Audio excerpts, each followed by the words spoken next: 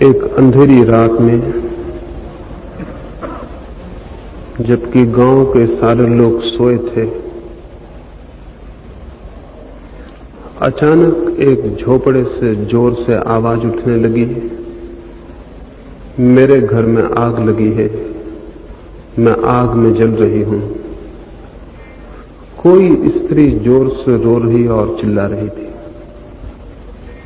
सोया हुआ गांव जाग गया। सोए हुए लोग उठे और उस झोपड़े की तरफ भागे।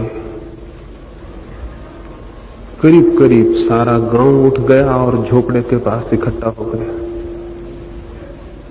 लेकिन आग तो दूर, उस झोपड़े में एक दिए की रोशनी भी नहीं थी। घना अंधकार था, लेकिन भीतर से कोई रोए और चिल्लाया जा रहा था, मेरे घर में आग लगी है, मैं जल रही हूं। लोगों ने द्वार खटखटाए। लोग द्वार खोलकर भीतर गए।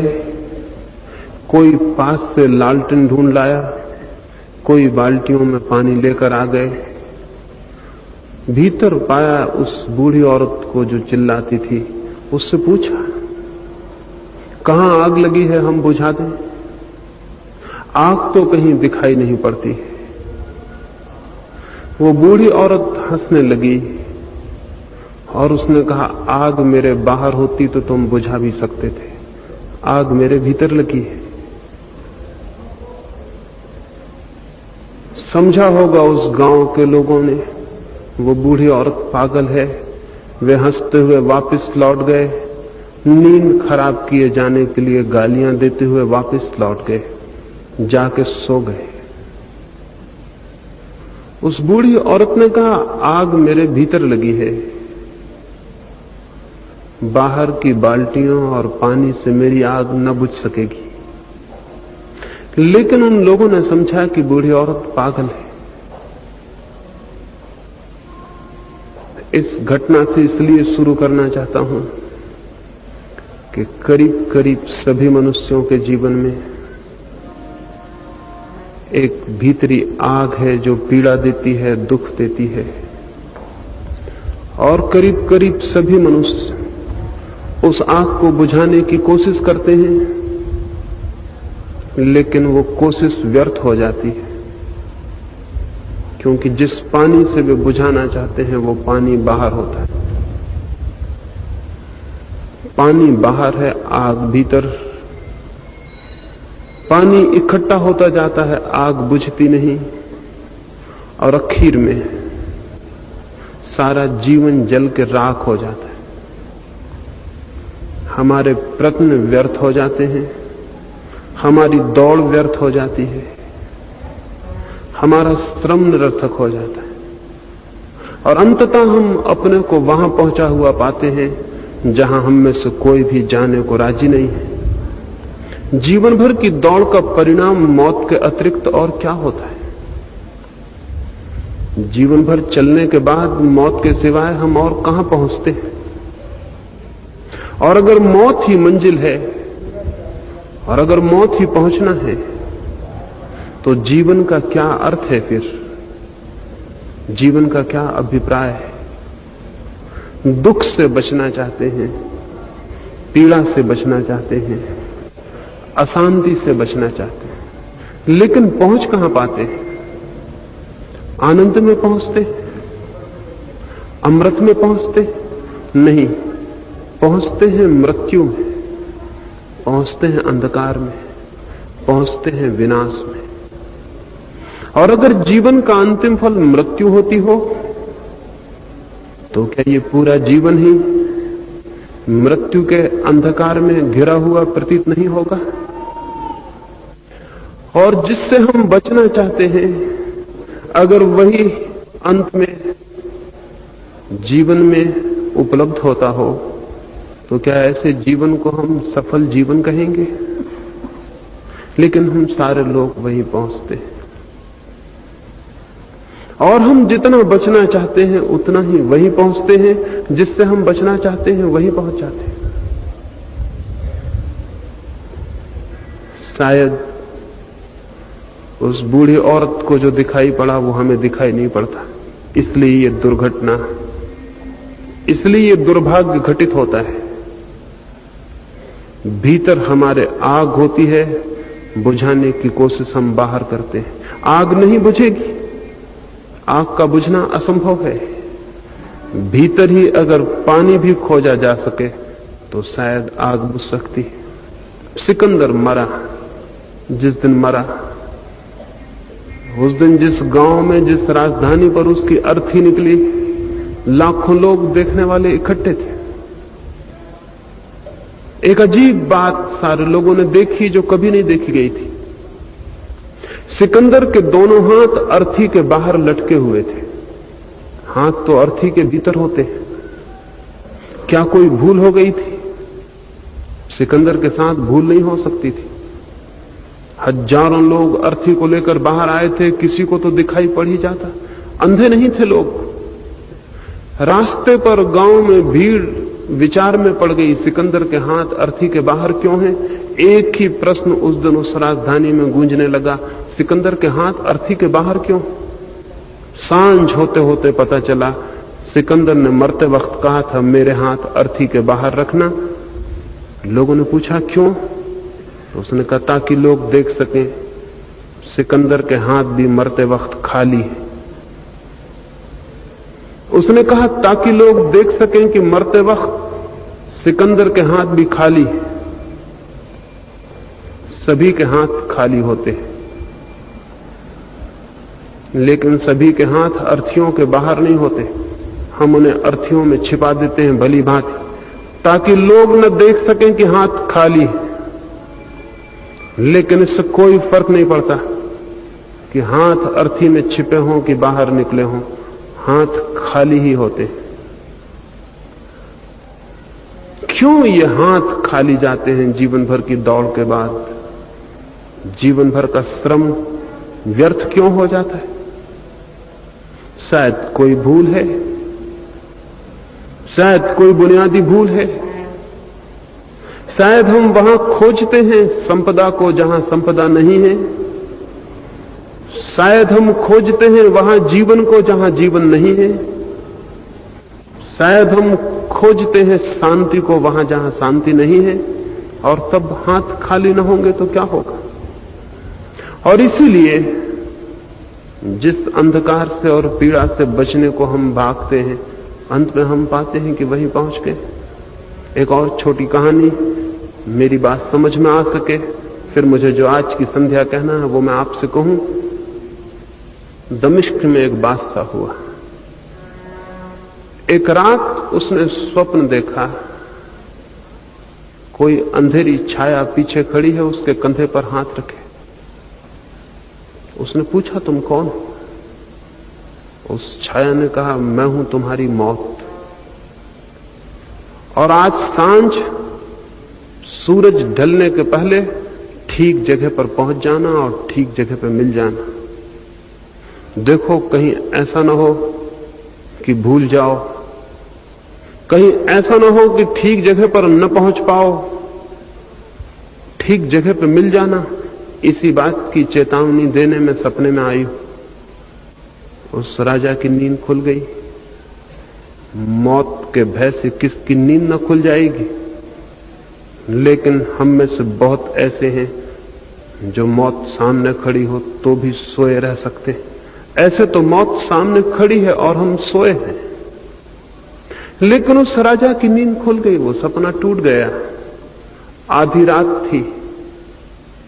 उसने अपने राजधानी के विचारशील वृद्ध लोगों को उसी वक्त बुला भेजा, ज्योतिषियों को, दार्शनिकों को बुला भेजा और उनसे पूछा कि स्वप्न का क्या अर्थ है। देखा है मैंने स्वप्न, अंधेरी कोई छाया मेरे पीछे कंधे पर हाथ रखे खड़ी है।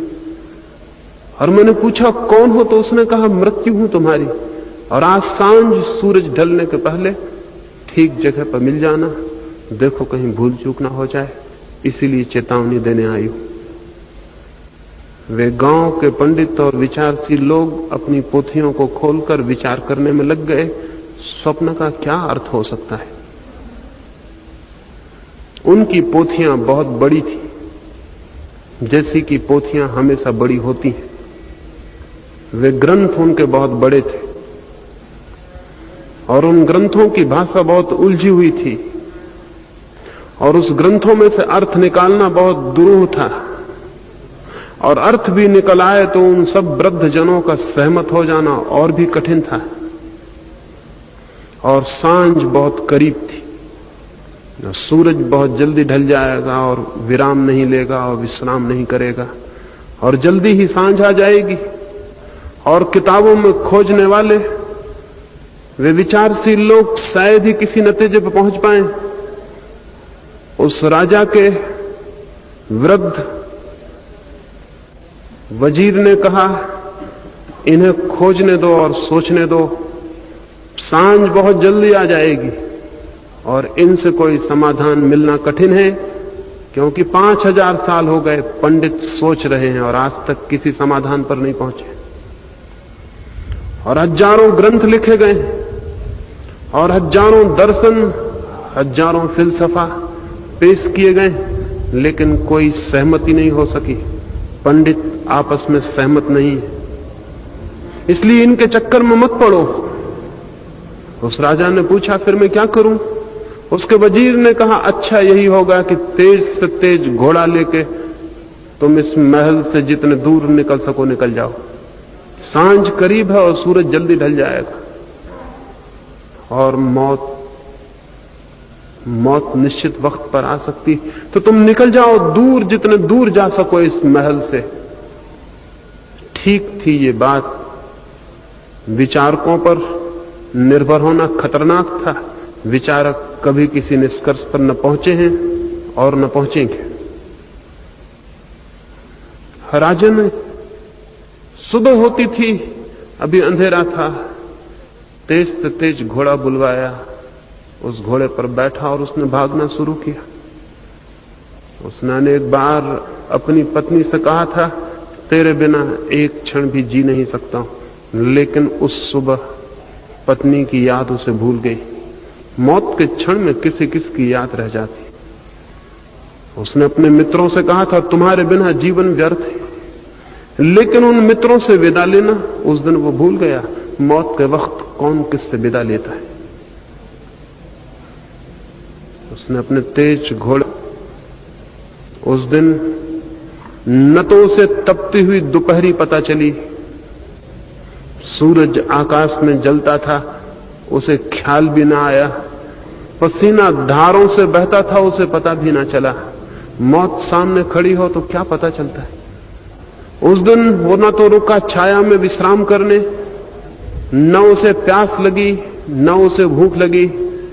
एक क्षण को भी रुकना खतरनाक था, एक क्षण भी खोना खतरनाक था।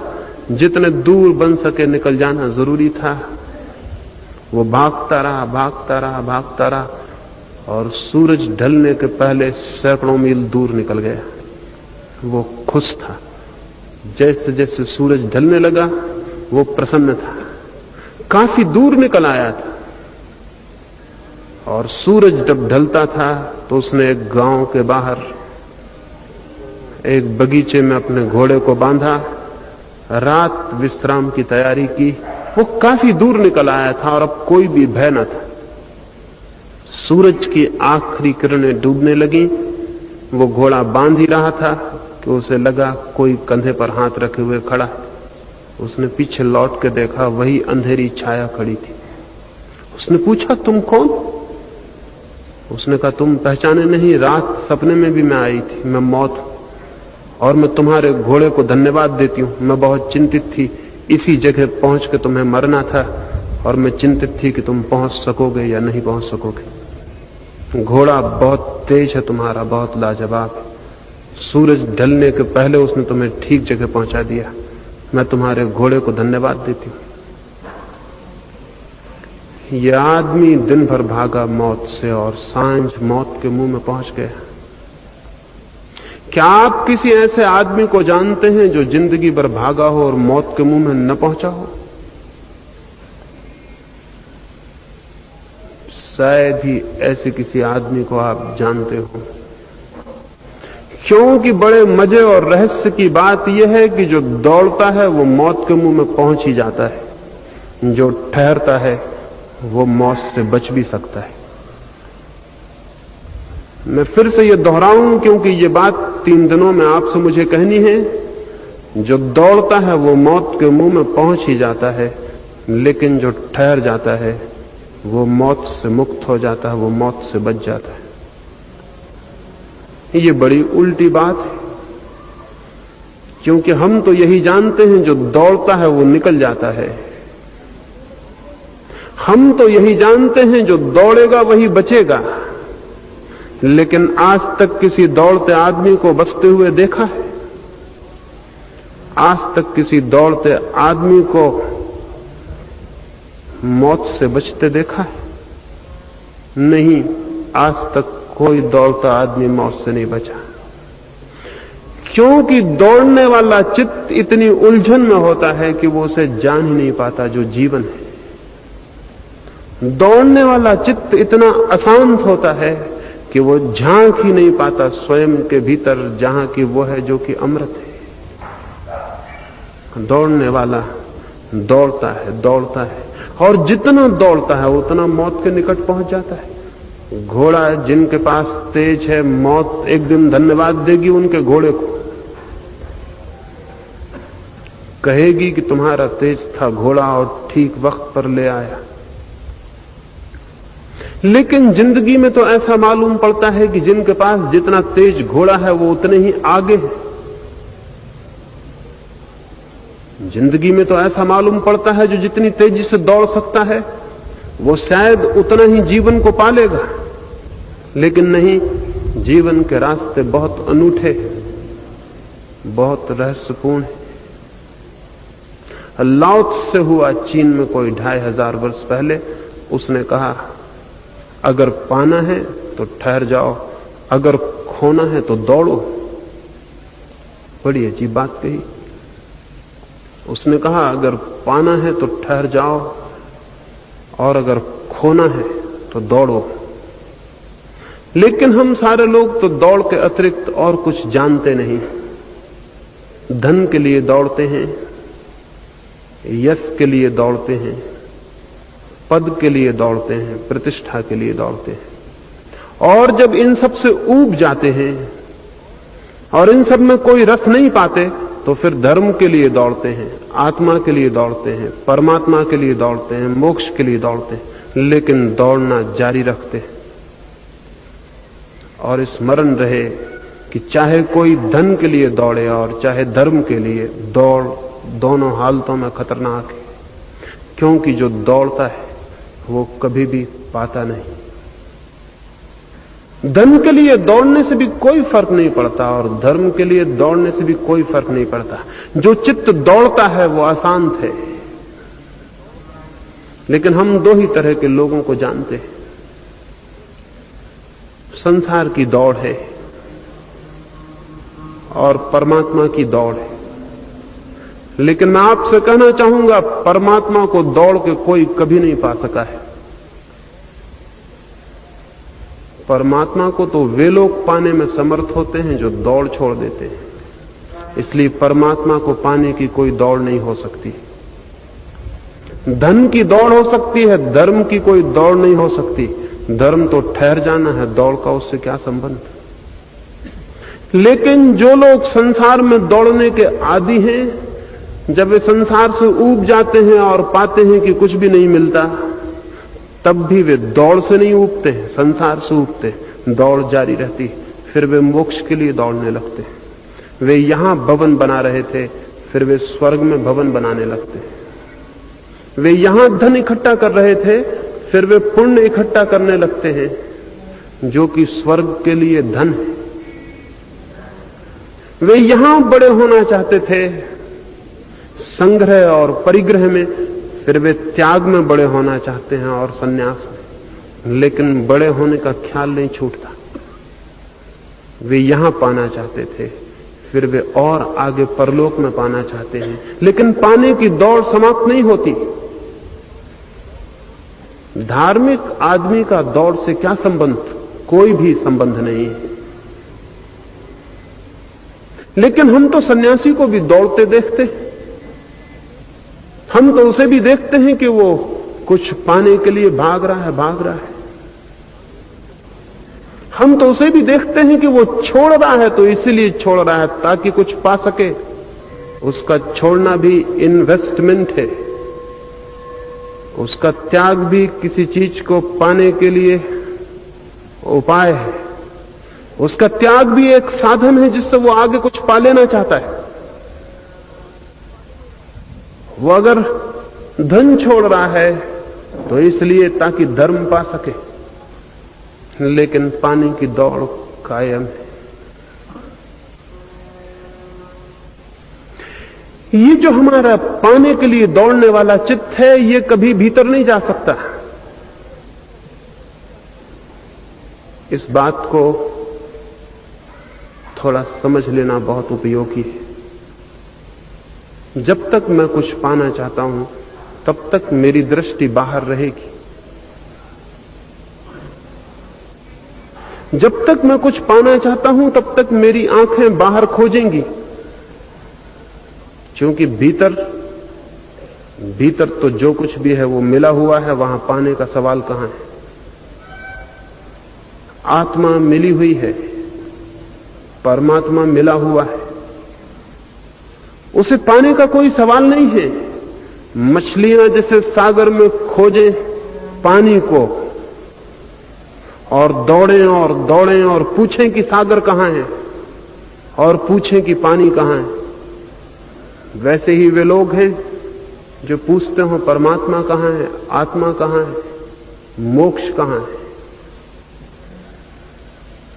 हम जहां जी रहे हैं वहीं परमात्मा है, क्योंकि जीवन ही परमात्मा है।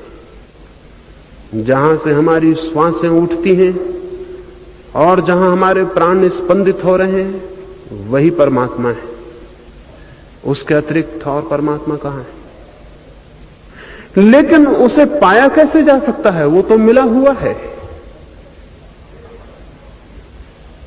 परमात्मा को पाने में एक ही कठिनाई है कि वो मिला ही हुआ है, इसलिए जो भी उसे खोजने निकल जाता है वो खो देता है, और जो सारी खोज छोड़कर ठहर जाता है वो उसे पा लेता है। एक बार ऐसा हुआ, एक राजा का पुराना वजीर मर गया। बड़ा राज्य था और हमेशा उस राज्य में वजीर बड़ी खोजबीन के बाद रखा जाता था। जो देश का सबसे बड़ा विचारशील और चिंतक व्यक्ति होता, जो सबसे बड़ा ज्ञानी होता, उसी को वजीर बनाते थे। वजीर मर गया तो नए वजीर की खोज शुरू हुई। सारे देश में बुद्धिमान आदमी खोजे गए, सारे देश में परीक्षाएं हुई और अंततः 3 व्यक्ति लाए गए राजधानी में, जो कि उस देश में सबसे ज्यादा बुद्धिमान, सबसे ज्यादा समझदार लोग थे। फिर अंतिम परीक्षा का निर्णय का दिन आ गया, जबकि उन 3 में परीक्षा होगी और अंतिम व्यक्ति चुन लिया जाएगा। बड़ा भारी पद था। आज घोषणा कर दी गई कल सुबह परीक्षा होगी, और वे तीनों आदमी महल के एक भवन में ठहरा दिए गए।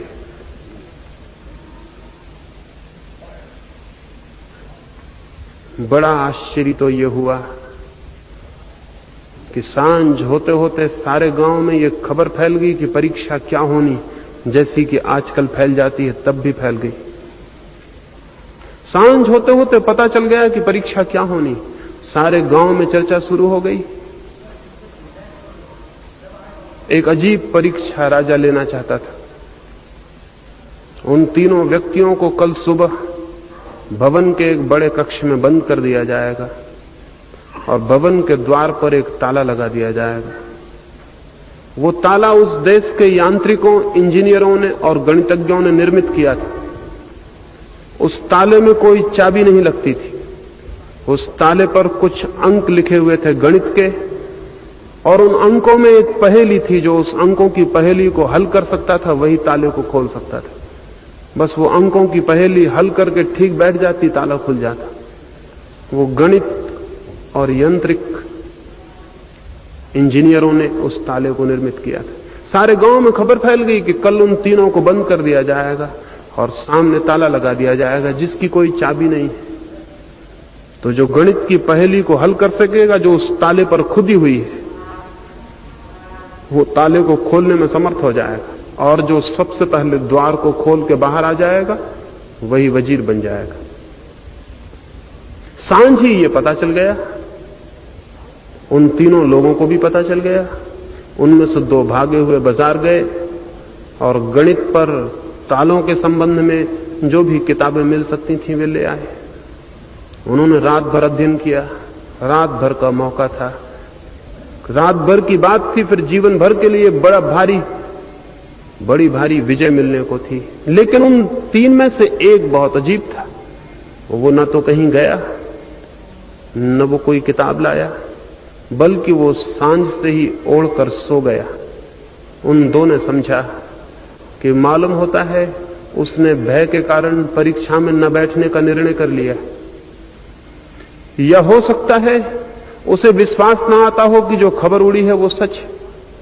लेकिन फिर भी कोई भी मौका खोना ठीक न था। वे दोनों रात भर अध्ययन करते रहे। उन्होंने गणित और तालों के संबंध में जो भी साहित्य था सारा देख डाला। सुबह होते होते वो उस जगह पहुंच गए जहां अक्सर परीक्षार्थी पहुंच जाते हैं। उनसे अगर आप पूछते कि 2 और 2 कितने होते हैं तो वो घबरा के खड़े रह जाते। उन्हें बताना कठिन हो जाता। रात भर जागे थे और किताबें उनके मन में भर गई। अब छोटे छोटे उत्तर देना भी मुश्किल थे। लेकिन एक आदमी रात भर सोया रहा। सुबह उठा और वे तीनों राजमहल पहुंचे। बात सच थी, अफवाह ठीक थी। उन्हें एक कक्ष में बंद कर दिया गया और एक बड़ा ताला उस पर लगा दिया गया। और राजा ने उनसे कहा कि गणित की एक पहेली है, इसे जो हल कर सकेगा वो दरवाजा खोल के बाहर आ जाएगा, और जो बाहर निकल आएगा मैं बाहर प्रतीक्षा करता हूं, वही वजीर बन जाएगा जो पहले बाहर आएगा। दरवाजा बंद करके राजा बाहर चला गया।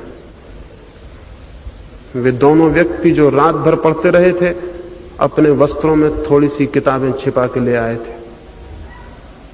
आजकल के ही विद्यार्थी लाते हों ऐसा नहीं, ये तो कोई 2000 वर्ष पुरानी बात है। आदमी हमेशा एक जैसा रहा है, कोई बहुत फर्क नहीं है। तो कोई ये ना समझे कि हम बहुत समझदार हो गए हैं, परीक्षाओं में किताबें ले जाते। पहले भी लोग ले जाते रहे,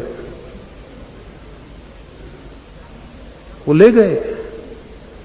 उन्होंने जैसे ही दरवाजा बंद हुआ अपनी किताबें बाहर निकाल ली और वो ताले पर लिखे अंकों को कागजों पर लिखकर हल करने में लग गए।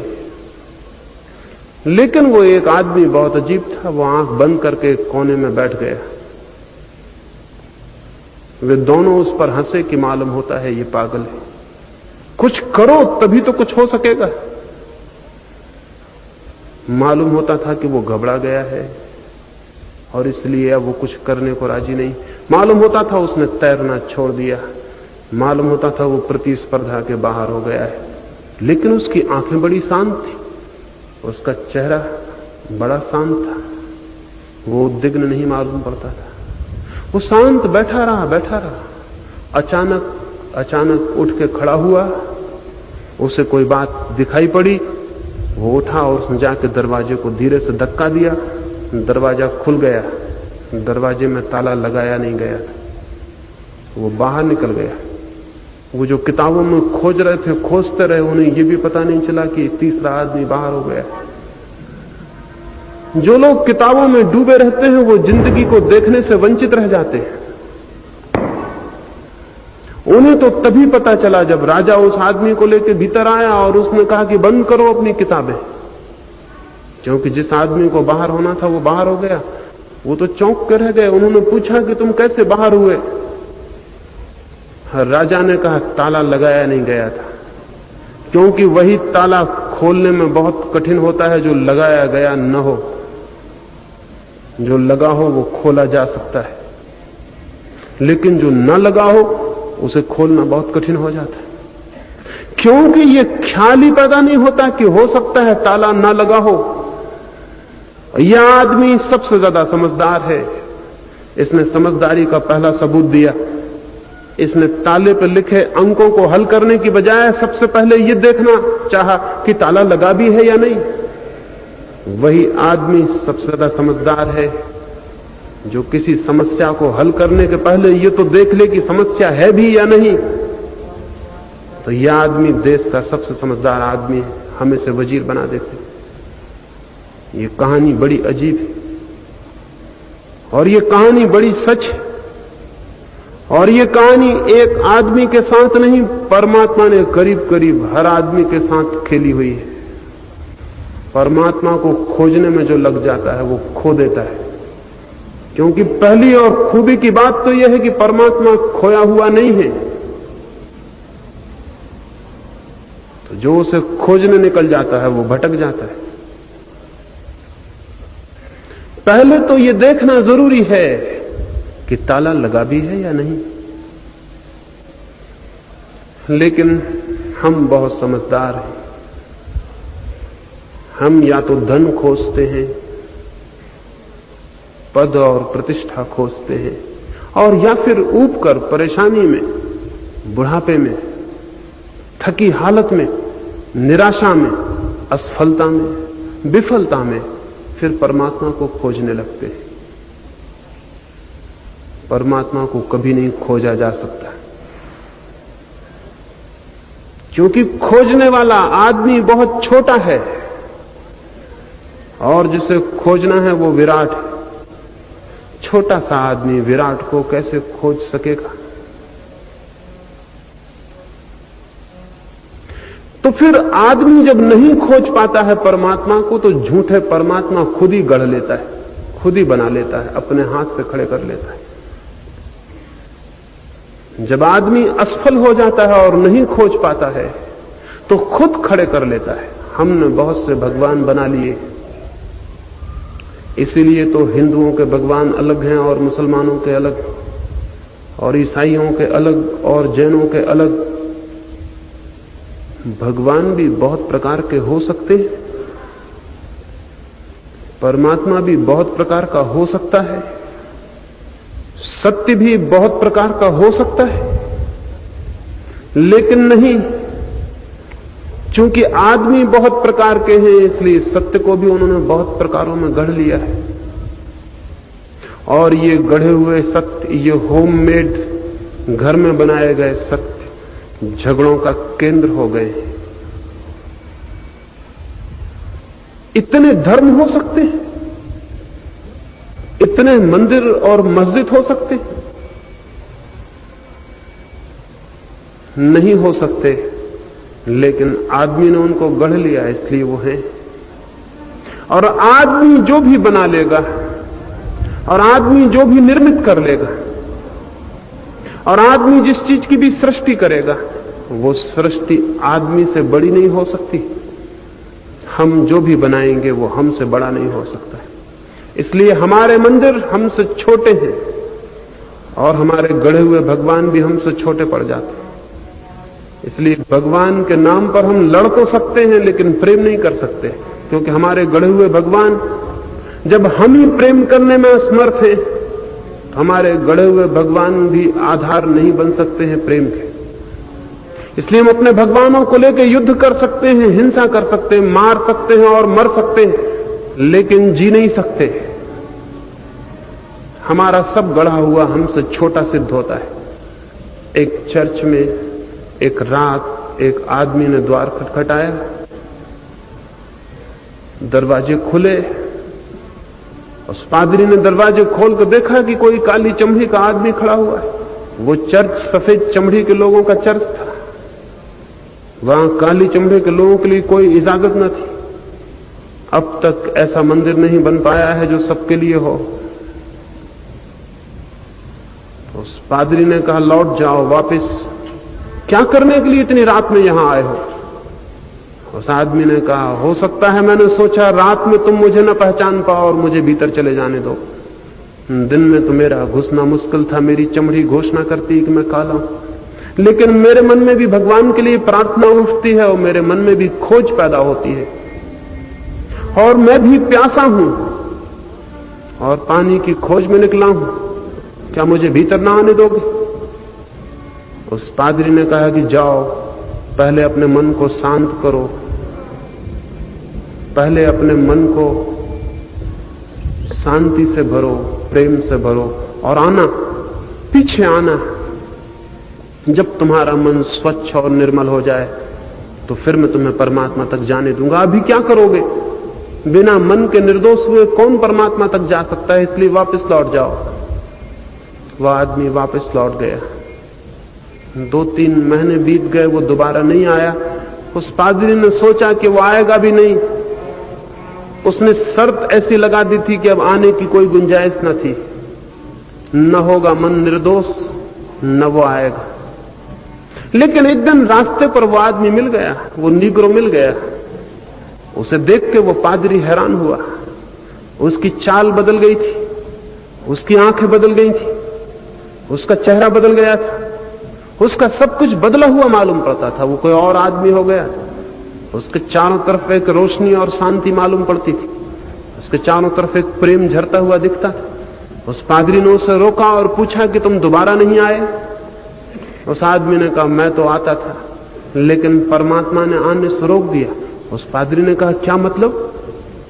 वो नीग्रो बोला, जब मैंने अपने मन को निर्दोष करने के प्रयास किए और जब मैं शांत हो गया और जब मेरा हृदय प्रेम से भर गया, तो एक रात सपने में मुझे भगवान दिखाई पड़े और उन्होंने मुझसे पूछा कि क्यों तू प्रार्थनाएं कर रहा है और क्यों मन को शांत और निर्दोष कर रहा है, क्या चाहता है? तो मैंने उनसे कहा, हमारे गांव में जो चर्च है मैं उसमें प्रवेश चाहता हूं। तो भगवान हंसने लगे और उसने कहा कि तू बिल्कुल पागल है। 10 साल से मैं भी कोशिश कर रहा हूं उस मंदिर में घुसने की। वो पादरी मुझे नहीं घुसने देता, तुझे कैसे घुसने देता? तू बिल्कुल ना समझ है, ये ख्याल छोड़ दे। तू और कोई वरदान मांग तो मैं पूरा कर दूं, लेकिन ये वरदान मैं भी नहीं दे सकता हूं जब मैं ही नहीं घुस पाता। तुझे उस मंदिर में प्रवेश दिलवाने में असमर्थ हूं। और मैं आपसे कहता हूं, भगवान ने डर के 10 साल कहा होगा। सच्चाई तो यह है कि 10,000 साल से भगवान कोशिश कर रहा है कि किसी मंदिर में घुस जाए, लेकिन किसी मंदिर के पादरी और पुरोहित उसे नहीं घुसने देते। असल में आज तक भगवान किसी मंदिर में प्रवेश नहीं पा सका है और ना आगे पा सकेगा, क्योंकि भगवान है विराट और अनंत, और आदमी के बनाए गए मंदिर बहुत छोटे। और भगवान है असीम, और आदमी जो भी बनाएगा उसकी सीमा होगी। आदमी जो भी बनाएगा वो आदमी से बड़ा नहीं हो सकता। आदमी की लिखी गई किताबें भी आदमी से बड़ी नहीं होती। आदमी के बनाए गए दर्शन शास्त्र भी आदमी से बड़े नहीं होते। आदमी की फिलोसॉफी भी आदमी से छोटी होती है। आदमी के मंदिर, आदमी की पूजा, आदमी की प्रार्थना, आदमी जो कुछ भी करेगा वो आदमी से बड़ा कैसे हो सकता है? इसलिए आदमी कुछ भी करे उससे भगवान का कोई संबंध नहीं। फिर क्या है? आदमी दौड़े तो भगवान तक नहीं पहुंच सकता, आदमी कुछ बनाए तो भगवान तक नहीं पहुंच सकता, आदमी कुछ करे तो भगवान तक नहीं पहुंच सकता, सत्य तक नहीं पहुंच सकता। हमारी प्रार्थनाएं हमें कहीं ना ले जाएंगी, और हमारी पूजाएं भी नहीं, और हमारे शास्त्र भी नहीं, और हमारे धर्म भी नहीं, क्योंकि हम उनको बनाने वाले हैं। फिर क्या है रास्ता आदमी को कि वो सत्य को जाने, स्वयं को जाने, शांति को जाने, संगीत को जाने? क्या है रास्ता? रास्ता कोई और है। उस रास्ते की 3 दिनों में आपसे मैं बात करूंगा। प्रार्थना रास्ता नहीं है, पूजा रास्ता नहीं है, मंदिर मार्ग नहीं है, शास्त्र द्वार नहीं है। फिर क्या है रास्ता? क्या है द्वार? 3 छोटे छोटे सूत्रों पर जो मुझे दिखाई पड़ते हैं कि मार्ग बन सकते हैं, उन पर मैं चर्चा करूंगा। पहले सूत्र पर अभी थोड़ी सी बात करूंगा, दूसरे सूत्र पर कल, तीसरे सूत्र पर परसों। पहला सूत्र मनुष्य को परमात्मा तक जाने के लिए पहली और सबसे अनिवार्य जो बात जानने की है वो ये कि वो जो भी कर सकता है,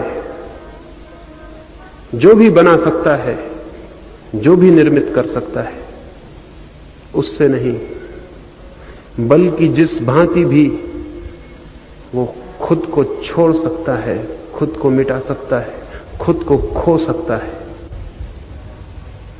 क्योंकि मैं जो भी बनाऊंगा वो मेरे मैं को और मजबूत कर देगा, और मैं जो भी करूंगा उससे मेरा अहंकार और पुष्ट हो जाएगा, और मैं जो भी बनाऊंगा उसका बनाने वाला मैं उससे बड़ा हो जाऊंगा। और अहंकार के अतिरिक्त कौन सी दीवार है जो तोड़े है मनुष्य को? और कोई दीवार नहीं। किसी भांति मेरा मैं विलीन हो जाए और खो जाए,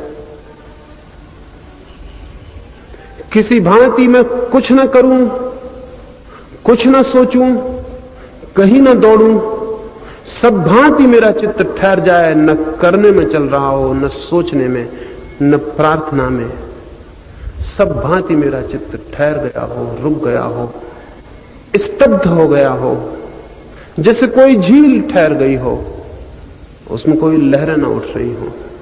ऐसा अगर मेरा चित्त हो जाए तो उस शांत, उस स्पंदनहीन, उस मौन, उस साइलेंस में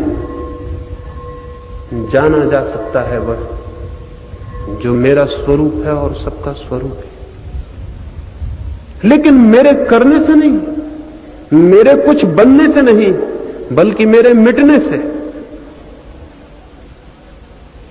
धर्म बनने का रास्ता नहीं, मिटने का रास्ता है।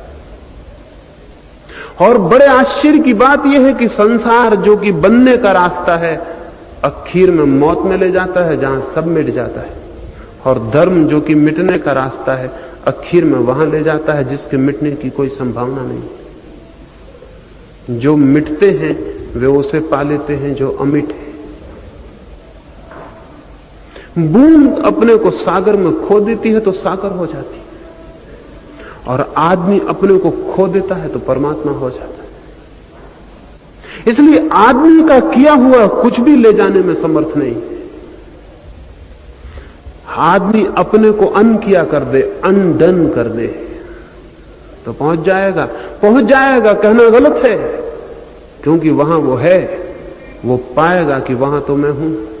तो आदमी कैसे अपने को अनडन कर दे, कैसे अपने को मिटा दे, ना कर दे, शून्य कर दे, कैसे मनुष्य अपने को शून्य कर ले, उसकी पहली सीढ़ी है। मनुष्य को शून्यता की तरफ ले जाने वाली पहली सीढ़ी है अज्ञान। आपने सुना होगा कि सत्य को पाना है तो बहुत ज्ञान अर्जित करना होगा।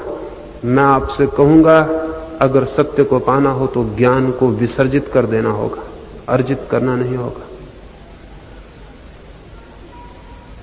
ज्ञान को जो जितना संग्रहित कर लेता है उसका अहंकार उतना ही प्रबल हो जाता है।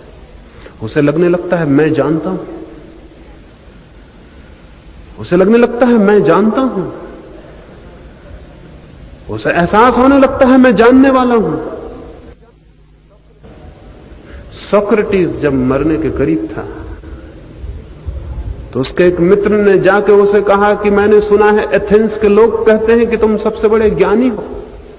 सोक्रेटिस ने कहा कि जाओ और उनसे कह दो कि बड़ी भूल में, जब मैं छोटा सा बच्चा था, अगर तब उन्होंने ये कहा होता कि सोक्रेटिस तुम बड़े ज्ञानी हो तो मैं खुश हो गया होता, क्योंकि जब मैं छोटा बच्चा था तो मैं समझता था कि मैं जानता हूं। जब मैं जवान हुआ तो मेरी जानने की दीवालों के कई हिस्से गिर चुके थे, और जब मैं बूढ़ा हुआ तो मैंने पाया कि वो भवन गिर गया जिसको मैं ज्ञान कहता था। आज तो मैं परम अज्ञानी हो गया हूं। जाओ और उनसे कह दो सोक्रेटिस कुछ भी नहीं जानता है। वे लोग गए और उन्होंने एथेंस के वृद्धों को कहा कि सोक्रेटिस से हमने पूछा, एथेंस के लोग कहते हैं कि सोक्रेटिस महाज्ञानी है, और वो तो कहता है कि जब मैं बच्चा था तब मुझे ये भ्रम था कि मैं जानता हूं, अब जबकि मैं बूढ़ा हो गया हूं मेरा ये भ्रम टूट गया है, अब तो मैं स्पष्ट कहता हूं कि मैं कुछ भी नहीं जानता। तो उन वृद्धों ने कहा इसीलिए हम उसे महाज्ञानी कहते हैं, क्योंकि जो ये जान लेता है मैं कुछ भी नहीं जानता, उसके जानने के द्वार खुल जाते हैं। लेकिन हम सबको लगता है कि हम जानते, और हम जानते क्या है? हम शब्दों के सिवाय और क्या जानते हैं? लेकिन शब्दों की संपदा को इकट्ठा करके ऐसा लगने लगता है कि मैं जानता हूं। एक आदमी गीता को याद कर लेता है, एक आदमी कुरान को, एक आदमी बाइबल को, कोई कुछ और, कोई महावीर की वाणी, कोई बुद्ध की वाणी को उसे याद कर लेता है, उन शब्दों को इकट्ठा कर लेता है, और उन शब्दों को बार बार दोहराने से और बार बार उन शब्दों के साथ जीने से उसको यह भ्रम पैदा होता है कि मैं जानता हूं। शास्त्र ये भ्रम पैदा कर देते हैं कि मैं जानता हूं, शिक्षा ये भ्रम पैदा कर देती है कि मैं जानता हूं, चारों तरफ से जो हम सीख लेते हैं उससे ये भ्रम पैदा हो जाता है कि हम जानते हैं। इस भ्रम को तोड़े बिना कोई सत्य के रास्ते पर आगे नहीं जा सकता, क्योंकि जिसे ये ख्याल है कि मैं जानता हूं उसने आगे जानने के द्वार बंद कर लिए। क्योंकि जिसे ये ख्याल है मैं जानता हूं उसकी यात्रा बंद हो गई, वो ठहर गया, उसकी खोज टूट गई, उसकी जिज्ञासा समाप्त हो गई। लेकिन जो ये जानता है कि मैं नहीं जानता हूं, उसके सारे प्राण खोजेंगे। लेकिन हमें यह ख्याल कैसे पैदा हो जाता है कि हम जानते? उधार विचारों के कारण, जो बारोड नॉलेज, चारों तरफ से हमको उधार विचार मिल रहे हैं, और उन उधार विचारों के कारण ज्ञानी बन जाना बिल्कुल आसान है। लेकिन क्या कभी आपने ये सोचा कि जो विचार मेरा नहीं है वो मेरा ज्ञान कैसे बन सकता है? क्या कभी आपने अपने विचारों की छानबीन की, परख की, और कभी ये खोजा कि ये विचार किसके हैं? होंगे कृष्ण के, होंगे राम के, होंगे बुद्ध के, महावीर के, लेकिन क्या आपके हैं? और होंगे सत्य, लेकिन जिसने उन्हें जाना होगा उसके लिए होंगे सत्य। आपके लिए कैसे सत्य हो सकते हैं? जो सत्य स्वयं जाना जाता है उसके अतिरिक्त और कोई सत्य नहीं होता है। उधार ज्ञान असत्य से भी खतरनाक है। उधार ज्ञान अज्ञान से भी बड़ा शत्रु है, क्योंकि अज्ञान में तो यह पीड़ा होती है कि मैं जानूं, उधार ज्ञान में यह पीड़ा भी समाप्त हो जाती है। उधार ज्ञान में आदमी निश्चिंत हो जाता है, सेटिस्फाइड हो जाता है, लगता है मैं जानता हूं। इसलिए पंडित कभी सत्य को उपलब्ध नहीं हो पाते, पंडित कभी सत्य को उपलब्ध नहीं हो सकते। पांडित्य की दीवार इतनी बड़ी है कि सत्य उसको पार नहीं कर पाता। लेकिन हम सब उधार ज्ञान को इकट्ठा करते, और उस ज्ञान के इकट्ठा करने को हम समझते हैं कि धार्मिक कुछ हम कर रहे हैं। हम क्या करते? गीता या कुरान या बाइबल के साथ हम क्या करते? पढ़ते हैं, शब्दों को स्मरण कर लेते हैं, वे शब्द हमारी स्मृति में जाके, मेमोरी में जाके इकट्ठे हो जाते हैं। और जब हमें जरूरत पड़ती है, जब जीवन में प्रश्न खड़े होते हैं, तो स्मृति से उत्तर आ जाता है। वो उत्तर बिल्कुल झूठा है। मैं एक अभी अनाथालय में गया, वहां के संयोजकों ने मुझसे कहा कि हम यहां धर्म की शिक्षा देते हैं। मैंने कहा कि मैं बड़ा हैरान हूं, मैंने आज तक सुनी नहीं कि धर्म की शिक्षा भी हो सकती। धर्म की साधना तो हो सकती है, धर्म की शिक्षा कभी ना हुई है, ना हो सकेगी। अगर धर्म की शिक्षा हो सकती होती तो हम दुनिया को कभी का धार्मिक बना लेते। कौन सी कठिनाई थी? विज्ञान की शिक्षा हो सकती, दुनिया वैज्ञानिक हुई जा रही, लेकिन धर्म की कोई शिक्षा नहीं हो सकती। क्या आप सोचते हैं प्रेम की कोई शिक्षा हो सकती है? क्या हम कोई विद्यालय खोल सकते हैं जहां हम प्रेम करना सिखा दें? और अगर दुर्भाग्य से ऐसा हुआ, और ऐसा कभी होगा क्योंकि आदमी इतना ना समझ है कि वो जो बेवकूफियां न करे थोड़ा है, वो कभी ना कभी प्रेम के विद्यालय बनाएगा। मैं तो सुनता हूं कि अमेरिका में उन्होंने कोई इंस्टीट्यूट डाली जहां वे सिखाते हैं कि प्रेम कैसा करें। हजारों किताबें लिखी जाती हैं, हाउ टू लव, कैसे प्रेम करो। अगर किसी दिन आदमी ने ऐसे विद्यालय खोल लिए जहां सिखाया कि प्रेम कैसा करें, तो एक बात तय है, उन विद्यालयों से निकले हुए विद्यार्थी कभी प्रेम ना कर सकेंगे। उनका सारा प्रेम अभिनय होगा, एक्टिंग होगा। सीखा हुआ प्रेम अभिनय हो ही जाएगा। इसलिए अभिनेता जो कि 24 घंटे प्रेम का धंधा करते हैं, कभी प्रेम करने में समर्थ नहीं हो पाते। कोई अभिनेता कभी प्रेम नहीं कर पाता। अभिनय इतना गहरा हो जाता है, उसके जीवन से हार्दिक विलीन हो जाता है। जितनी एक्टिंग ज्यादा होगी उतना हार्दिक विलीन हो जाएगा। तो मैंने उनसे कहा, प्रेम की भी शिक्षा नहीं हो सकती तो परमात्मा की शिक्षा तो और भी असंभव है। हां, यह हो सकता है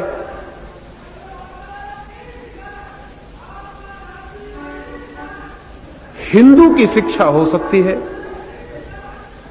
मुसलमान की शिक्षा हो सकती है, जैन की शिक्षा हो सकती है, लेकिन धर्म की शिक्षा नहीं हो सकती। असंभव है धर्म की शिक्षा।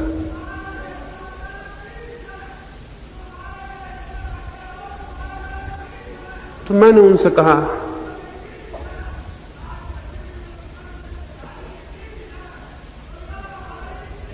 वो मालूम होता है कोई धार्मिक आदमी आ गया।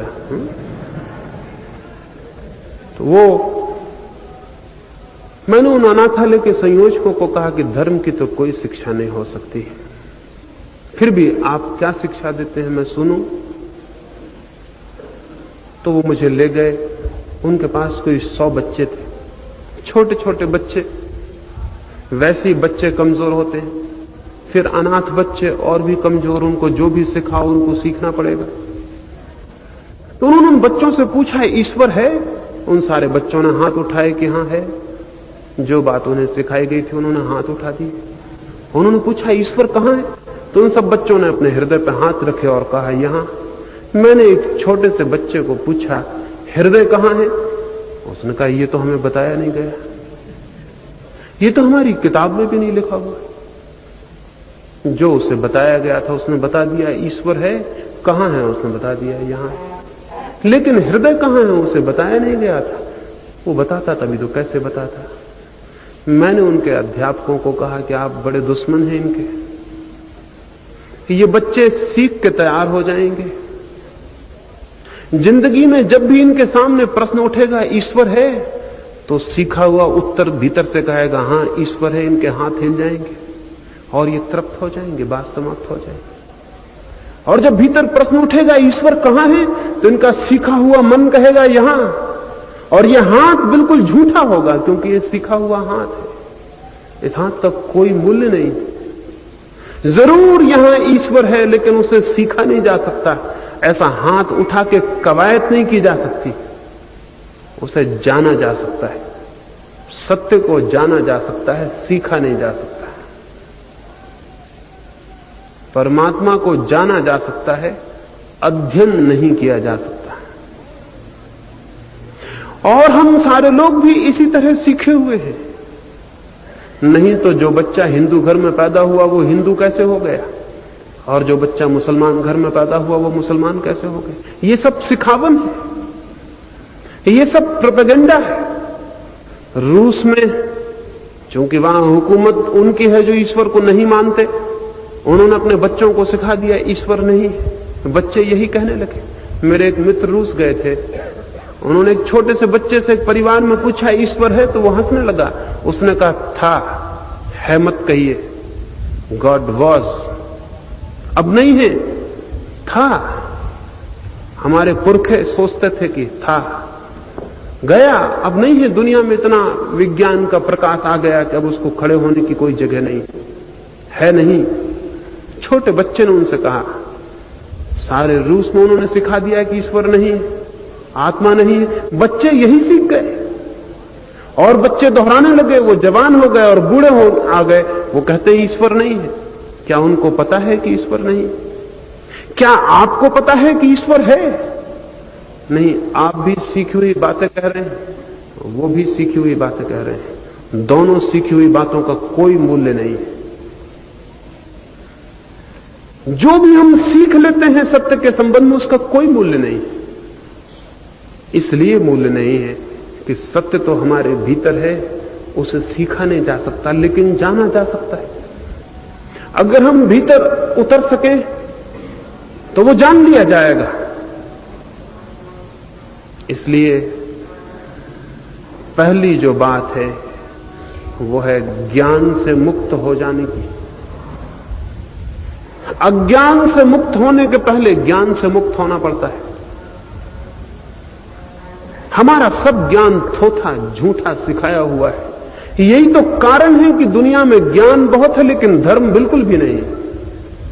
हम सब तो जानते हैं ईश्वर को, आत्मा को, परमात्मा को, पुनर्जन्म को, हम सब जानते हैं, लेकिन धर्म कहां है? अगर ये जानना सच होता तो क्या यह हो सकता था कि हमारा जीवन इसके विपरीत होता? जब ज्ञान सच होता है तो जीवन अनिवार्य रूप से ज्ञान के पीछे चलता है, और जब ज्ञान झूठा होता है, उधार बासा होता है, दूसरों का होता है, तब जीवन एक तरफ चलता है, ज्ञान दूसरी तरफ चलता है। जीवन बासे ज्ञान के पीछे चलने को राजी नहीं होता है, और ये बिल्कुल ठीक भी है। जिंदगी बड़ी चीज है बासे ज्ञान से, इसलिए जिंदगी कभी बासे ज्ञान के पीछे नहीं जाती। चाहे कितनी समझाओ लोगों से कि हम जो कहें उसके अनुसार आचरण करना, चाहे कितनी उनसे कहो कि ये धर्म है, तुम इसके अनुसार अपने जीवन को बनाना, लोग कभी अपने जीवन को उसके अनुसार नहीं बनाएंगे।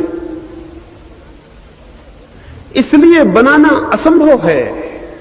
जो ज्ञान मेरा नहीं है वो मेरा जीवन भी नहीं बन सकता, और अगर मैं बनाने की कोशिश करूंगा तो मेरे जीवन में पाखंड के सिवाय और कुछ भी नहीं होगा। मैं उसे ऊपर से थोप लूंगा जबरदस्ती। मेरे प्राण कुछ कहेंगे, मेरी बुद्धि कुछ कहेगी, मेरे भीतर द्वंद्व और कॉन्फ्लिक्ट खड़ी हो जाएगी और कुछ भी ना होगा। मैं एक अभिनेता हो जाऊंगा। जिससे कोई राम का पाठ करता है रामलीला में, वैसा राम बन जाऊंगा। भीतर कुछ और, बाहर से राम, भीतर कुछ और, बाहर से कुछ और। हम सारे लोग बाहर से कुछ और हैं, भीतर से कुछ और। क्यों? ये उधार ज्ञान के कारण है। लेकिन उधार ज्ञान छोड़ने की बड़ी हिम्मत चाहिए, क्योंकि जो हमने सीख लिया है, जो हमने विचार इकट्ठे कर लिए हैं, उनसे हमारे अहंकार को बड़ी तृप्ति मिलती है। हमें लगता है मैं जानता हूं। कितनी अजीब बात है, आप ईश्वर को जानते हैं, और अगर ईश्वर को जान लेते तो आप क्या हो जाते? यही बने रहते जो हैं। तो फिर इस बात को स्पष्ट रूप से स्वीकार करना उचित है, मैं नहीं जानता हूं ईश्वर को। यह सत्य का पहला चरण होगा। अगर यही असत्य है तो बाकी तो सब फिर असत्य हो जाएगा। आप जानते हैं, मैं जानता हूं। अपने से एकांत में यह पूछना जरूरी है कि मैं जानता हूं ईश्वर को, मैं सत्य को जानता हूं, मैं जानता हूं आत्मा को। हां, मैंने किताबों में पढ़ा है, लेकिन वो कोई जानना नहीं है। अगर आप खोजेंगे तो आपको पता चलेगा, ज्ञान की दीवार गिर जाएगी। आप पाएंगे आप तो कुछ भी नहीं जानते। और मैं आपसे कहता हूं कि यह पहली शर्त है कि अगर आप स्पष्ट रूप से यह जान लें कि मैं नहीं जानता हूं, तो आप ज्ञान से मुक्त हो जाएंगे, झूठे ज्ञान से मुक्त हो जाएंगे। उसका भार निकल जाएगा। वो नोइंग एटीट्यूड, वो अहंकार, वो दंभ, वो जानने वाला दंभ हवा हो जाएगा। न जानना एक बड़ी विनम्रता है। स्टेट ऑफ नॉट नोइंग, ऐसा अनुभव करना कि मैं नहीं जानता हूं, बड़ी ह्यूमिलिटी है, बड़ा समझ लेता है, वो एकदम सरल हो जाता है। उसका चित्त दूसरों के दिए हुए ज्ञान से मुक्त हो जाता है, और दूसरों का ज्ञान हमें पकड़े हुए है। उससे छूटे बिना कोई यात्रा नहीं हो सकती। एक सन्यासियों के आश्रम में एक नया युवक आया। वो आया था सत्य की खोज में, जैसे कि सत्य कहीं और जगह मिलता हो, ऐसा लोग सत्य की खोज में जाते हैं। वो भी निकला था। वो एक आश्रम में आके रुका, लेकिन 2-4 दिन में ऊब गया। आश्रम का जो गुरु था बहुत वृद्ध था और उसकी बातें थोड़ी सी थी, वो 2-4 दिन में चुप गई, समाप्त हो गई। उस युवक को लगा कि बस इतना ही ज्ञान है तो फिर यहां रुक के क्या करूंगा। लेकिन जिस दिन वो छोड़ने को था उसी दिन एक मेहमान सन्यासी और आश्रम में आया। वो सन्यासी बहुत ज्ञाता मालूम होता था। वह हर बात की बड़ी सूक्ष्म व्याख्या करता था। वह हर बात के समर्थन में वेदों से लेकर सारे उपनिषद और गीता खड़ी कर देता था। उद्धरण ही उद्धरण और शास्त्र ही शास्त्र। उसकी बात बड़ी बजनी और ताकतवर थी। रात बैठक हुई उस आश्रम के अंतेवासियों की। उस नए सन्यासी ने 2 घंटे तक ज्ञान की बातें कही। वो युवक जो छोड़ने वाला था वो भी सुन रहा था। उसके मन में हुआ, ऐसा गुरु हो तो कुछ सीख सकते हैं। एक हमारा गुरु है, वो तो कुछ जानता नहीं, 2-4 छोटी मोटी बातें जानता है, उन्हीं को बार बार दोहरा देता है। वो वृद्ध गुरु भी बैठ के सुन रहा था। उस युवक ने सोचा, आज इसको पता चल रहा होगा ज्ञान किसे कहते हैं, और आज मन में हो रहा होगा पश्चाताप, और आज मन में ईर्ष्या जल रही होगी, और आज मन में दुख हो रहा होगा। नए आए सन्यासी ने 2 घंटे तक बातें की, फिर गौरव से सबकी तरफ देखा। उस वृद्ध गुरु से पूछा कि मेरी बातें आपको कैसी लगी। वो वृद्ध हंसने लगा और बोला, मैं 2 घंटे तक बहुत कोशिश किया तुम्हें सुनने की, समझने की, लेकिन तुम तो कुछ बोलते ही नहीं। आदमी बोला, आप पागल हैं क्या? 2 घंटे मैं नहीं तो और कौन बोलता था? उस वृद्ध ने कहा, शास्त्र बोलते थे, तुम नहीं। वेद बोलते थे, तुम नहीं। उपनिषद बोलते थे, तुम नहीं। मैं तो बहुत कोशिश किया कि तुम भी बोलो, लेकिन तुम तो कुछ बोलते ही नहीं। स्मृति जब तक बोलती है तब तक आप नहीं बोल रहे। सीखा हुआ जब तक बोलता है तब तक आप नहीं बोल रहे। सीखा हुआ जब तक ज्ञान है तब तक ज्ञान नहीं है। इससे छूटे बिना कोई आगे नहीं जा सकता। शास्त्रों से छूटे बिना कोई सत्य तक नहीं जा सकता।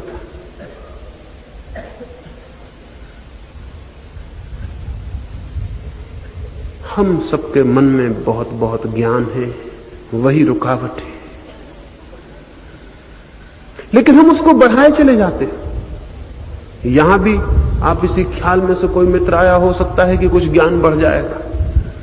मैं 3 दिन पूरी कोशिश करूंगा कि आपका ज्ञान छूट जाए। मैं ये पाप करने वालों में से नहीं हूं जो आपके ज्ञान को बढ़ा दूं। आपके पास काफी ज्ञान है, वही खतरा है। आप बहुत जानती हुई हालत में हैं, वही खतरा है। आप उस हालत में आ जाएं जहां अनुभव कर सकें कि नहीं हम जानते हैं, एहसास कर सकें कि नहीं हमें पता है।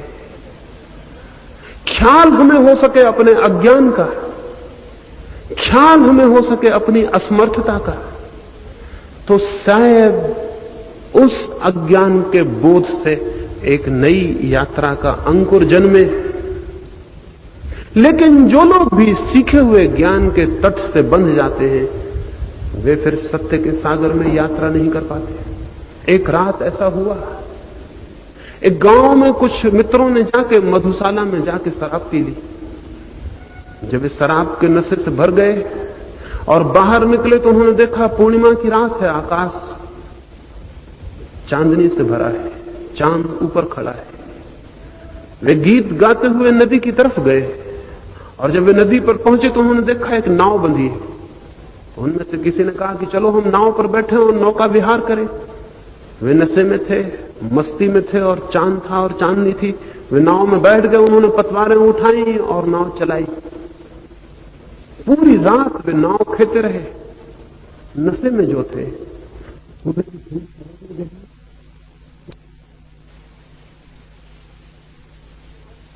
भूल गए जो किनारे से बंधी, उनकी यात्रा व्यर्थ हो गई। इसके पहले कि कोई यात्रा पर निकले सत्य की, सागर की, परमात्मा की, नाव की जंजीर खोल लेनी जरूरी है। और अगर नाव की जंजीर किनारे से बंधी है तो फिर कितनी ही मेहनत हम करें, पतवार चलाएं, कितना ही समय हम शक्ति खो दें, यात्रा नहीं होगी। हम वहीं पाएंगे जहां हम थे। जिस ज्ञान को हमने दूसरों से सीख लिया है, चाहे शास्त्रों से, चाहे गुरुओं से, चाहे किसी और से, वो ज्ञान परमात्मा तक नहीं ले जा सकेगा। क्यों? परमात्मा अज्ञात है, अननोन। और जो हम जानते हैं वो ज्ञात है, वो है नोन। जो हमें ज्ञात है उससे हम उसे नहीं जान सकते जो अज्ञात है। नोन से अननोन नहीं जाना जा सकता। जो हम जानते हैं उससे हम उसे नहीं जान सकते जिसे हम नहीं जानते। अगर उसे जानना हो जो अज्ञात है तो जो ज्ञात है उसे छोड़ देना होगा। ज्ञात के तट को जब कोई छोड़ देता है तो अज्ञात सागर की यात्रा होती है। ज्ञान के तट को जब कोई छोड़ देता है, सीखे हुए उधार बासे, तभी वो सचमुच ज्ञान की दुनिया में प्रवेश करता है। शास्त्रों को जो पकड़ के बैठ जाते हैं वे कभी सत्य तक नहीं पहुंच पाते। शास्त्र को, शब्द को, सिद्धांत को पकड़ के जो बैठ जाते हैं उनकी तो यात्रा बंद हो जाती है। तो पहली तो जो प्रार्थना मैं आपसे करूं वो ये, उस ज्ञान से मुक्त होना आवश्यक है जो अपना ना हो। इसका यह अर्थ नहीं है कि मैं ये कह रहा हूं कि वो ज्ञान असत्य है, नहीं। जिसने उसे जाना है उसके लिए सत्य है, लेकिन जिसने उसे पकड़ा है उसके लिए बिल्कुल व्यर्थ है। ज्ञान हस्तांतरणीय नहीं है, ट्रांसफरेबल नहीं है। मैं जान लूं कुछ आपको दे दूं, ऐसा नहीं है। जैसे मैं आपके लिए मर नहीं सकता, आपको ही मरना पड़ेगा। कोई किसी के लिए मर नहीं सकता, कोई किसी की जगह मर नहीं सकता। और मैं मर जाऊं तो आपको मृत्यु का कोई अनुभव नहीं होगा। आप मरेंगे अपनी जगह, आप ही मर सकते हैं और आप ही मर के मृत्यु को जान सकते हैं। परमात्मा तो मृत्यु से भी ज्यादा गहरा है। कोई दूसरा आपके लिए नहीं जान सकता, आप ही जान सकते हैं। आपके अतिरिक्त कोई और नहीं जान सकता आपके लिए।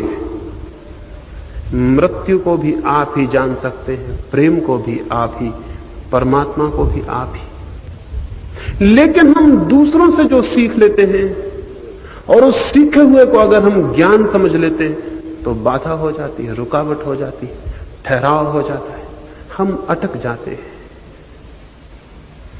सत्य की तरफ यात्रा में पहली सीढ़ी उस ज्ञान से मुक्त हो जाना है जो उधार है, जो किसी और का है। और स्पष्ट रूप से इस बात को जानना जरूरी है कि मैं नहीं जानता हूं। ये बड़ी स्वतंत्रता है इस बात को जान लेने की कि मैं नहीं जानता हूं। मन अद्भुत स्वतंत्रता को अनुभव करता है, और न केवल स्वतंत्रता को बल्कि साथ ही उस पीड़ा को भी अनुभव करता है जो न जानने से पैदा होती है। अगर एक आदमी बीमार है, उसे पता चल जाए कि वो बीमार है तो वो बीमारी को दूर करने में लग जाता है। और एक आदमी बीमार है और उसे पता हो कि वो स्वस्थ है तो फिर बीमारी को वो कैसे दूर करेगा। और एक आदमी को पता हो जाए कि उसके घर में आग लगी है तो वो उस घर के बाहर निकल जाता है। और एक आदमी को पता हो कि उसके घर में आग नहीं लगी है तो वो निश्चिंतता से सोया रहता है। यदि मुझे ये दिखाई पड़ जाए कि मैं नहीं जानता हूं तो न जानने की पीड़ा इतनी बड़ी है कि किसी आग की पीड़ा नहीं हो सकती। अगर मुझे ये ख्याल में आ जाए कि मैं कुछ भी नहीं जानता हूं, क्या हम जानते हैं? परमात्मा को जानते हैं, आत्मा को, सत्य को, जीवन को। कुछ भी नहीं जानते। अगर ये एहसास हो जाए, अगर ये बोध तीव्रता से स्पष्ट हो जाए कि मैं नहीं जानता हूं, तो फिर कोई यहीं रुक नहीं सकता। फिर एक यात्रा शुरू हो जाएगी जो वहीं समाप्त हो जाती है, वहीं होगी समाप्त, वहीं समाप्त हो जा सकती है जहां ज्ञान के सूर्य का दर्शन हो जाए, जहां आंखें खुल जाएं और जहां प्रकाश प्रकट हो जाए। लेकिन जो लोग दूसरों की आंखों पर विश्वास कर लेते हैं और दूसरों के प्रकाश को प्रकाश मान लेते हैं, दूसरों के दिए गए शब्दों को सत्य, उनके जीवन की ये पीड़ा नष्ट हो जाती है। उनके जीवन में ये बोध अज्ञान का विलीन हो जाता है, दब जाता है। सारे जगत में परमात्मा तक पहुंचने के लिए ज्ञान ने बाधाएं दे दी हैं। हिंदुओं के ज्ञान ने, मुसलमानों के, ईसाइयों के, जैनों के, हजार तरह के ज्ञान, हजार तरह की शिक्षाएं, और उनको पकड़ने वाले लोग रुक गए हैं और ठहर गए। पहला सूत्र है दूसरों के विचार और ज्ञान से मुक्त हो जाना। दूसरे दो सूत्रों की बात मैं आगे आपसे करूंगा, लेकिन इसलिए ये सारी बात नहीं है कि मैं जो कह रहा हूं उसे आप पकड़ लें। उसे पकड़ लें तो वही बात हो गई जो आप कुछ और पकड़े हो। कोई भी चीज पकड़ नहीं लेनी है और कोई भी चीज मन में बिठा नहीं लेनी है, और किसी भी चीज के साथ जड़ता का और अंधेपन का कोई संबंध नहीं बना लेना है। आंख चाहिए मुक्त, देखने वाली, खोजने वाली, जिज्ञासा से भरी, और अपनी आंख चाहिए। और सबके पास आंख है, सबके पास आंख है, लेकिन जो लोग उसका उपयोग ही नहीं करते और दूसरों की आंखों से ही काम चला लेते हैं, उनकी वो आंख धीरे धीरे धूमिल होती चली जाती है और बंद हो जाती है। अगर मैं अपने पैरों से काम न लूं कुछ दिन तो पैर बंद हो जाएंगे, और अगर मैं अपने हाथों को बंद करके रख दूं तो हाथ भी थोड़े दिन में व्यर्थ हो जाएंगे। हमने अपने ज्ञान पर खड़े होने का कोई प्रयास जीवन में नहीं किया, सदा दूसरे का ज्ञान पकड़ लेते हैं। फिर चाहे वो गीता से आता हो, चाहे कुरान से, चाहे कहीं और से आता हो, उसे पकड़ लेते हैं। और जब हम सब इस तरह से ज्ञान पकड़ने में लगे होते हैं, तब एक बात घट जाती है, अपने ज्ञान के पैदा होने की सारी संभावनाएं बंद हो जाती हैं। केवल वही व्यक्ति अपने ज्ञान को जगाने में समर्थ होता है जो दूसरों के ज्ञान से अपने को मुक्त कर लेता है। ज्ञान से मुक्त हो जाइए अगर सच में ज्ञान की तरफ जाना है, और सिद्धांतों से मुक्त हो जाइए अगर सत्य की यात्रा करनी है, और आदमी के बनाए हुए भगवानों से मुक्त हो जाइए अगर उस भगवान को पाना है जिसे कोई नहीं बनाता बल्कि जो ही सबको बनाता है। एक छोटी सी कहानी और अपनी चर्चा की आज मैं पूर्ति करूंगा। एक फकीर एक रात सोया और उसने सपना देखा कि वो किसी नई दुनिया में आ गया है। न तो ऐसे लोग उसने देखे थे, न ऐसे दरख्त, न ऐसे चांद, न ऐसे तारे, ऐसी बात ही नहीं देखी थी। ये क्या है, वो कहां आ गया है? उसने पूछा कि मैं कहां हूं? तो किसी ने कहा कि ये स्वर्ग है, ये भगवान के रहने की जगह। वो बहुत खुश हुआ, जीवन भर से उसी की प्रार्थना करता था, उसी की तलाश में था। उसने पूछा कि इतना बड़ा जुलूस, इतने लोग, ये कहां जा रहे हैं, ये जलसा क्या है? तो किसी ने बताया आज भगवान का जन्मदिन है, उसका समारोह स्वर्ग में मनाया जा रहा है। वो और भी खुश हुआ कि मैं अच्छे दिन आया हूं, भगवान को भी देख लूंगा, जलसे को भी देख लूंगा। और फिर बड़ी भीड़ आई और रथ पर सवार कोई बहुत अलौकिक, बहुत प्रतिभावान व्यक्ति आया। उसने पूछा क्या यही भगवान है? किसी राहगीर ने कहा नहीं, ये भगवान नहीं, ये तो राम है। और इनके पीछे राम को पूजने और प्रेम करने वाले लोग हैं करोड़ों करोड़ों। और वो हिस्सा निकल गया और फिर और भीड़ आई और घोड़े पर सवार कोई वैसा ही महिमाशाली व्यक्ति, पूछा ये कौन है, तो कहा मोहम्मद है। फिर को भीड़ निकली, उनके मानने वाले, उनको पूजा करने वाले, और फिर क्राइस्ट हैं और बुद्ध हैं और महावीर हैं, और कतार लगी और उनके लाखों करोड़ों मानने वाले लोग उनके पीछे हैं। और वो थक गया और पूछता रहा भगवान कहां है, भगवान कहां है। लेकिन कोई भगवान का तो कोई जुलूस निकलता नहीं मालूम हुआ।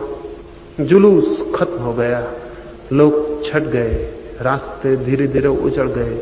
वो फकीर खड़ा रहा और आखिर में उसने देखा एक पुराने से घोड़े पर एक बूढ़ा सा आदमी है, उसके पीछे कोई भी नहीं। तो उसे बहुत हंसी आई देखकर कि ये कौन पागल है जो अकेले ही बैठा हुआ घोड़े पर चला जा रहा है, जिसके साथ भी कोई नहीं है। उसने किसी राहगीर, अंतिम जाते राहगीर से पूछा कि ये कौन है, तो उसने कहा हो ना हो ये भगवान होने चाहिए, क्योंकि उनसे ज्यादा अकेला दुनिया में और कौन है। उसने और किसी से पूछा तो पता चला कि निश्चित ही ये भगवान है। उसने पूछा इनके साथ कोई भी नहीं, तो भगवान जो उस घोड़े पर सवार थे उन्होंने कहा कुछ लोग राम के साथ हो गए हैं, कुछ लोग कृष्ण के, कुछ क्राइस्ट के, कुछ मोहम्मद के, कुछ बुद्ध के, कुछ महावीर के, अब कोई बचा ही नहीं जो मेरे साथ हो सके। वो फकीर घबरा गया और उसकी नींद टूट गई और वो रोने लगा और उसने कहा जो मैंने सपने में देखा है, काश वो झूठा होता और सपना होता, लेकिन जमीन पर भी तो मैं यही देख रहा हूं। भगवान के साथ कोई भी नहीं, धर्म के साथ कोई भी नहीं। धर्मों के साथ लोग हैं, धर्म के साथ कोई भी नहीं। भगवानों के साथ लोग हैं, भगवान के साथ कोई भी नहीं।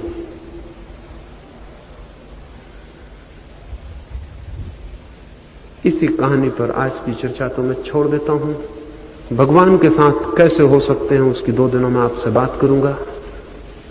मेरी बातों को इतने प्रेम और शांति से सुना उसके लिए बहुत बहुत अनुग्रहित हूं। अंत में सबके भीतर बैठे हुए परमात्मा को प्रणाम करता हूं। मेरे प्रणाम स्वीकार करिए।